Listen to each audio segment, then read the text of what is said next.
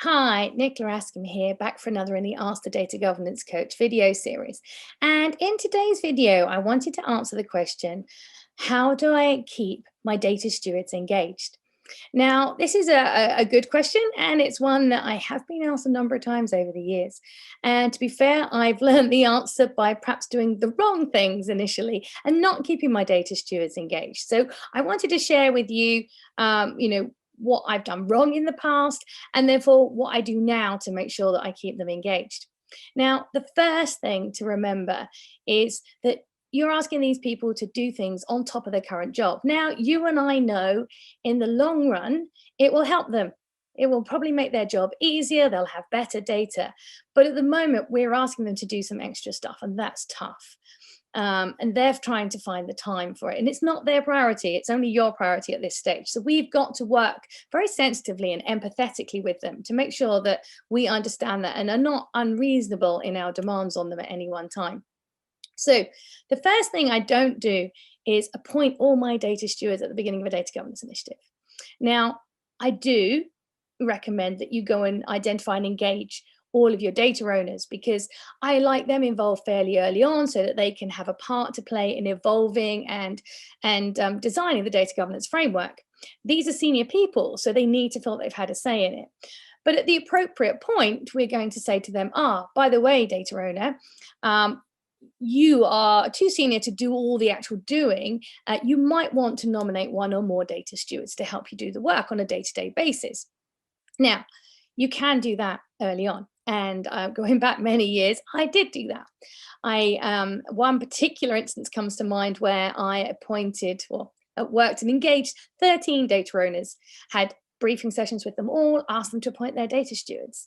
Between them, they appointed 49 data stewards. And I spent many weeks, probably even months, going around them all, sitting, having briefing sessions, explaining what data governance was, what it was that I was going to ask them to do in the near future. And I spent a lot of time and effort trying to convince these people it was the right thing to do. I did all the right things.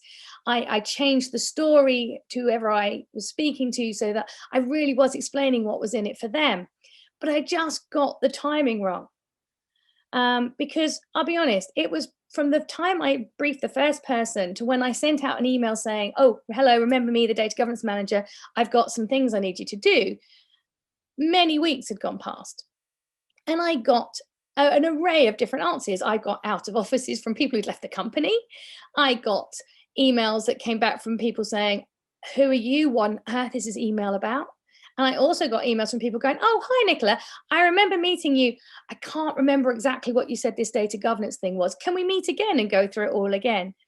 And so it became very clear very early on that I'd wasted all that effort.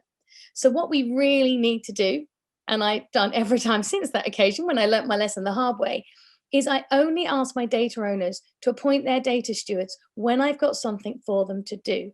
There is no point wasting a lot of time and effort briefing people on what data governance is and doing the research and what's in it for them, what challenges in their department will it help overcome, if I'm not actually going to ask them to do anything for a few months.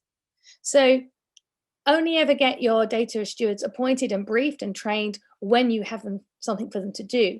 And then my next tip would be to keep in regular contact with them and to be reasonable.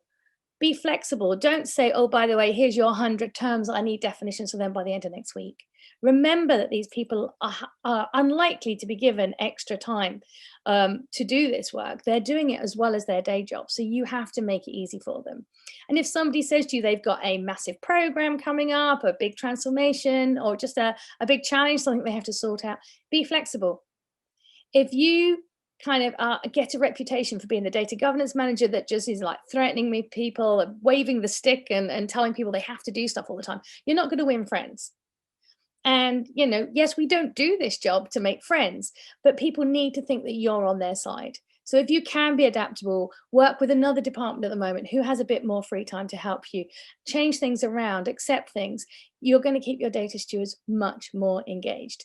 I think the things to remember are always remember what they're going through, so their context, and always remember to explain to them what's in it for them, and only appoint them and do something, and brief them when you've got something for them to do. I do hope that has helped. And if you've got any questions that you'd like me to address on future videos, please just email them along to questions@nicolaascombe.com.